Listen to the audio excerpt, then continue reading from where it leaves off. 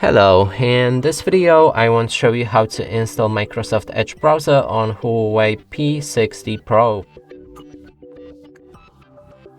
And to do this we'll need to open our app gallery right here in the search. Enter Microsoft Edge. When it's ready, click on the open. Here we can begin the setup, so sign in to turn on synchronization between other devices. I'm gonna skip it, accept or disagree with the data sharing preference, and set Microsoft Edge as the default browser. From there, everything should work fine. Let's open any website, and as you can see, it works great. And that's it for this video. Hope you like it. Please consider subscribing to our channel, leave a like and a comment below.